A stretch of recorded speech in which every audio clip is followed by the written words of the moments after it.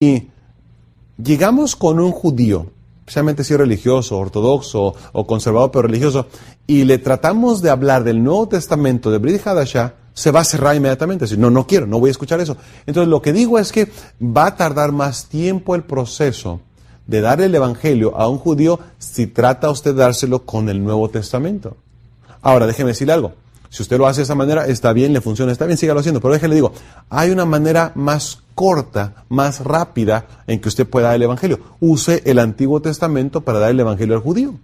Y más sencillo. Y así el judío no puede rebatir nada porque todo está en el Antiguo Testamento. Todo está en Tanaj. Y lo puede mostrar al judío y es más sencillo para él. Y no tiene usted que pasar por todo el proceso de que él confíe en usted para ver el Nuevo Testamento. ¿Me está siguiendo? No estoy diciendo que es incorrecto usar el Nuevo Testamento. No estoy diciendo eso. Es palabra de Dios. Use lo que pueda. Lo más que le quiero enseñar cómo puede dar usted el Evangelio con el Antiguo Testamento. El mismo Evangelio que predicamos del Nuevo Testamento está en el Antiguo Testamento. Y esta sesión va a tratar acerca de eso. Vamos a ver aquí número 1 en nuestro texto. Un fundamento. Aquí tenemos el mandato de predicar el Evangelio a toda criatura. Vea por favor aquí dice el versículo 15 dice, y les dijo, y por todo el mundo, y predicar. Predicar es un verbo que está aquí en forma imperativa, termina con D. Y Dios está mandando que vayamos. No está sugiriendo y no está recomendando. Nos está mandando que vayamos a predicar el Evangelio. ¿Quién? Cada persona que sea salva. Cada salvo tenemos este mandato y esta responsabilidad de predicar el Evangelio. No solamente los misioneros, no solamente los líderes en la iglesia, no solamente los pastores, cada creyente tenemos que predicar. Pero vea qué más sigue diciendo aquí. Dice predicar el Evangelio a toda criatura. Toda criatura es la palabra griega, aquí criatura es la palabra griega ktasis, que quiere decir criatura. Esta palabra viene de ktizo, que quiere decir propiedad del fabricante. Debemos llevar el Evangelio a cada criatura, a cada persona, porque es propiedad del fabricante, propiedad de Dios. Tenemos que llevar el Evangelio a cada persona en el mundo. Dice aquí la Biblia, les dijo, y por todo el mundo. La Biblia aquí dice todo el mundo. Esto incluye a mexicanos, a japoneses, a chinos, a australianos, a sudafricanos, a gente de Angola, gente de Zaire, gente de Mozambique, gente de Bélgica, gente de Portugal, gente de Alaska, gente de Estados Unidos. Todo el mundo. ¿Qué parte de todo no entiende usted ahí? Es todo el mundo. Hay que dar el Evangelio a todo el mundo. A propósito, hay muchos ministerios, y escúcheme bien esto, hay muchos pastores, muchos ministerios que se enfocan mucho a su área local. O se enfocan mucho a las etnias en su país. O se enfocan mucho a su propio país o a su propia raza.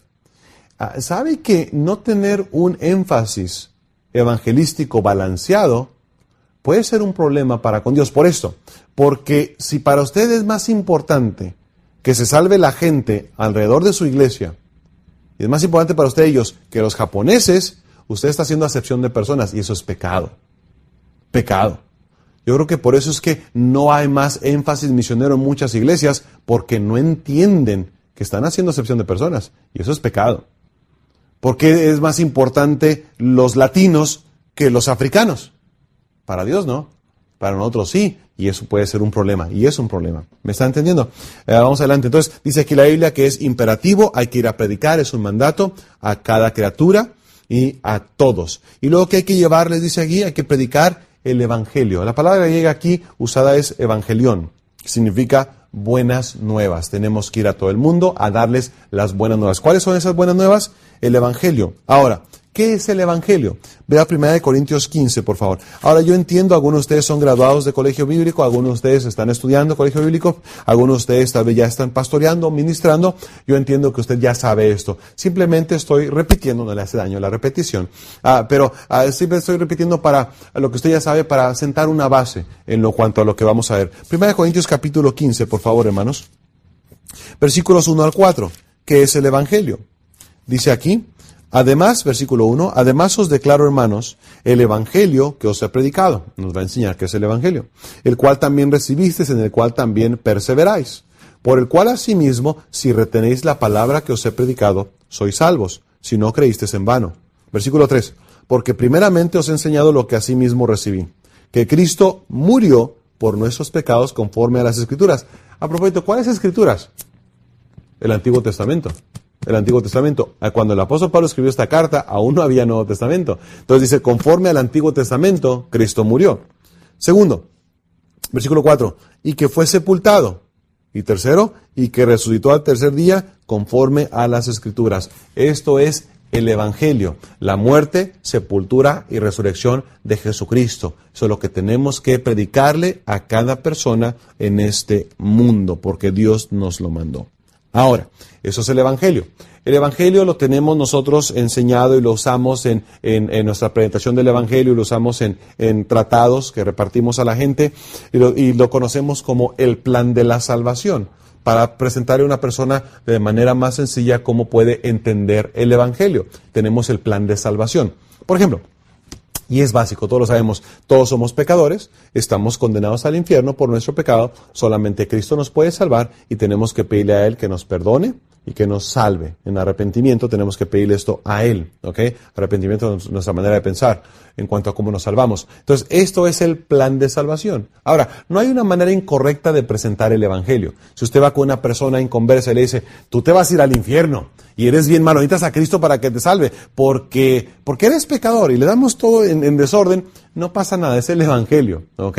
Pero es más claro, obviamente, si usamos un plan que sea un argumento lógico y que pueda irse edificando en la mente de la persona y lo pueda comprender más sencillamente.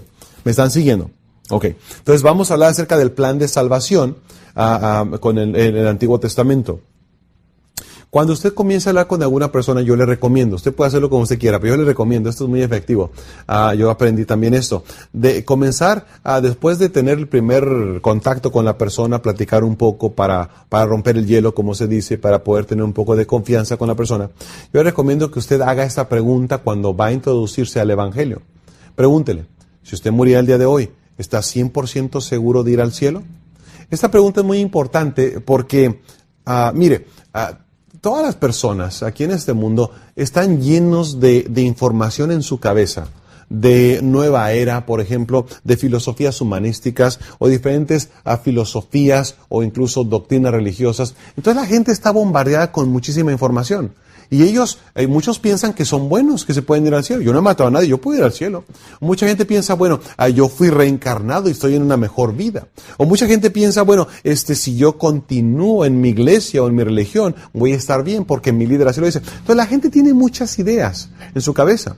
Pero cuando llegamos a un punto de realidad, ok, está bien. Tú crees lo que tú quieras, está bien. Pero si mueres hoy, ¿estás 100% seguro de ir al cielo, a la presencia de Dios? En cuanto a un judío, ¿está seguro de ir a Gan Eden? Entonces, esa pregunta hace que la persona se enfoque en su realidad. Es como esto, es como tenemos un océano, ¿ok? El océano Pacífico, enorme, y luego tenemos un pequeño río que conecta al océano.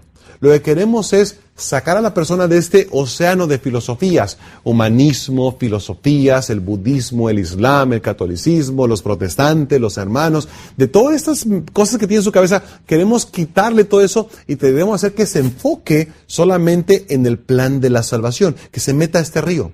Y la manera de meter a la persona a este río para que se concentre exclusivamente en lo que le vamos a decir es con esta pregunta. Si tú mueres el día de hoy, ¿estás 100% seguro de que irías al cielo? Generalmente la respuesta es, no, pues no estoy seguro. ¿Te gustaría saber? Entonces ya le podemos mostrar. Si alguien dice, no, sí estoy seguro, pregúntale, ¿por qué? Y si la respuesta no es, porque tengo a Cristo en mi corazón, entonces esa persona no es salva. Podemos meterla al río para darle el Evangelio y que no se nos salga de ahí con sus filosofías y todo eso, sino que siga el Evangelio. Ok, vamos a entrar al Evangelio. Primer punto, tenemos que tener algo bien claro, hermanos. Hay una sola manera de salvación. Vea, por favor, Hechos capítulo 4, por favor. Hechos capítulo 4, hermanos. El apóstol Pedro está predicando aquí y vea lo que dice el versículo 12. Dice, y en ningún otro hay salvación, porque no hay otro nombre bajo el cielo dado a los hombres en que podamos ser salvos. Ese ningún otro es Jesucristo. Él está diciendo, no hay salvación en nadie más aparte de Jesucristo. Escúcheme aquí, usted y yo somos salvos por Jesucristo. Los cristianos de hace 500 años fueron salvos por Jesucristo. Los cristianos de hace 2000 años fueron salvos por Jesucristo. ¿Y qué es el Antiguo Testamento? ¿Cómo se salvó Moisés? ¿Cómo se salvó Abraham? ¿Cómo se salvó Adán? ¿Cómo se salvó Abel? ¿Cómo se salvó Enoc? ¿Cómo se salvó Noé? Hay una sola manera de salvación. Solo Cristo salva. Escuche bien, vamos a suponer que aquí este púlpito es hace 2000 años la cruz de Jesucristo, donde Jesús estaba muriendo por nosotros. De aquí para este lado tenemos el tiempo en que vivimos nosotros, y de aquí para atrás el tiempo del Antiguo Testamento. Nosotros somos salvos en ese tiempo viendo hacia atrás, hacia la cruz. Ellos en el Antiguo Testamento eran salvos no por matar a un animalito, no por hacer un sacrificio, no. El animalito, la sangre animal no puede perdonar el pecado, no puede expiar. Pero ellos veían hacia el futuro el sacrificio de Dios, que Él iba a enviar, el sacrificio perfecto, Jesucristo mismo. Entonces todos somos salvos en el Nuevo Testamento, en el Antiguo Testamento, por Jesucristo solamente. Y en otra sesión vamos a tratar más eso a detalle. Pero solamente Cristo salva. Vea Tito capítulo 3, hermano, por favor, en su Biblia. Tito capítulo 3, por favor. Después de 2 de Timoteo. Tito 3, vea el versículo 5. Y yo sé que usted conoce este versículo, pero dice, nos salvó, ¿quién? Jesucristo. Nos salvó no por obras de justicia que nosotros hubiéramos hecho, sino por su misericordia, por el lavamiento de la regeneración, por la renovación en el Espíritu Santo. Es Cristo quien nos salva solamente. ¿Ok? Ahora, eso fue el número 1. Hay una sola manera de ser salvo. Número 2, el fundamento. ¿Por qué Dios querría salvarnos? Y Dios quiso salvarnos por amor. En el Nuevo Testamento tenemos un versículo que es muy claro de entender. Juan 3:16, porque de tal manera amó Dios al mundo, que ha dado a su Hijo unigénito para que todo aquel que en él cree no se pierda, mas tenga vida eterna. ¿Por qué quiso Dios salvarnos? Ahora, yo no entiendo eso. Yo no entiendo por qué Dios quería salvarme a mí. Yo no entiendo por qué Dios quería salvarte a ti. Pero el asunto es que Dios quiso salvarnos, y el fundamento para hacer eso es su amor. Vea eso en el Antiguo Testamento. Vea por favor Jeremías 31. Jeremías 31, hermanos, por favor. Si tiene Biblia, por favor, ábrala. Vea los versículos. Jeremías 31, por favor. Vea el versículo 3.